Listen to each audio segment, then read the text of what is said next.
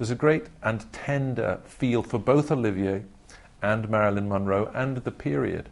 But I found that it was, to my surprise, not only a sort of insight into the sort of crazy and chaotic world of producing art or making films, it was also a page-turner. I did want to know what happened next.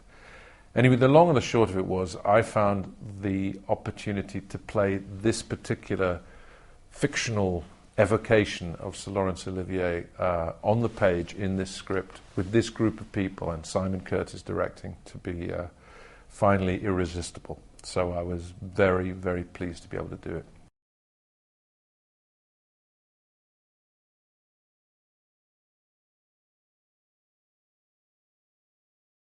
She, I think, is really remarkable as Marilyn. There was a moment when Elaine, the original script supervisor from The Prince and the Showgirl, 50 years previously, was sitting next to me on the set at Pinewood, on the same soundstage, looking at the same set that 50 years previously, as a obviously much younger woman, she had been next to Laurence Olivier, waiting for Marilyn Monroe to arrive, and the door in the corner of the soundstage opened, and backlit, and as a silhouette, but unmistakable in this tight sheath-like beautiful dress with this sort of bouffant blonde hair, there was Marilyn Monroe / Michelle Williams, and Elaine, who was there and knew and had seen the real person, grabbed me by the arm and went, "Oh my God, oh my God."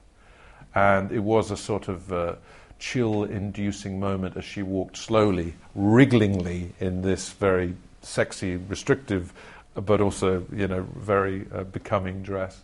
And I think visually she went to great pains to get it just right. Wonderful team around her helping do that. Vocally, again, she was constantly vigilant to try and get that very specific. So I think that she's caught something, Marilyn, I think, very, very beautifully.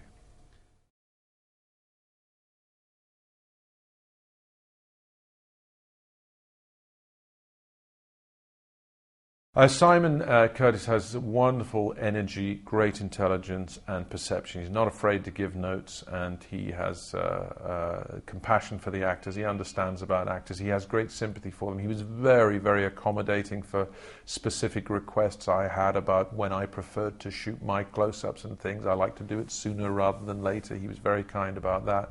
He creates a rhythm in the day that's very friendly towards the performers. But he had a great feel for the story. You know, you felt that his bones were in it. He really had been with the script for quite some time. He had great detail. He was able to point me in the direction of quite new, interesting insights into these much written about characters, both Olivier and Monroe.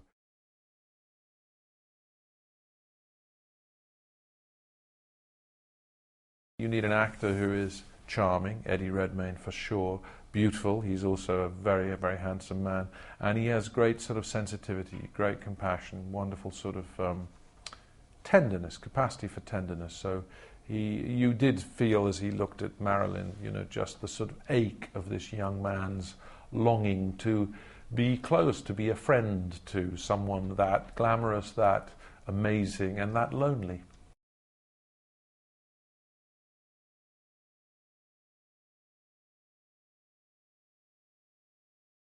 They were beautiful, innocent, fairy tale eyes through which to see this process. At the end of a kind of fairy tale moment in English history, socially, the world and England certainly was about to change forever. The theatrically Look Back in Anger had just opened at the Royal Court. That was going to change the face of British theatre. Rock and roll was about to change the face of music.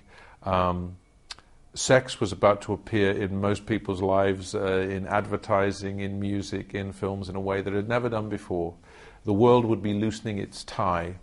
And just for a moment before all that happened, there was a little corner of charm working its complicated way out in a part of the British film industry that this young man saw, and he saw it enacted by a titan of the British stage and a Hollywood icon.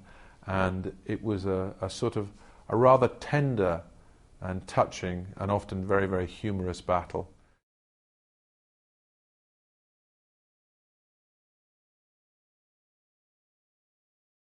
As professionals, there was this dance, this love affair, this romance, often very, very barbed, but it came from a place of mutual respect. I think that he understood that she was a sublime comedienne.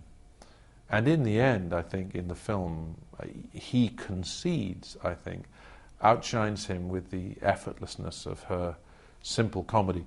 A comedy not simply achieved, but the effect is simple and beautiful, and of course innocent and vulnerable and marvellous.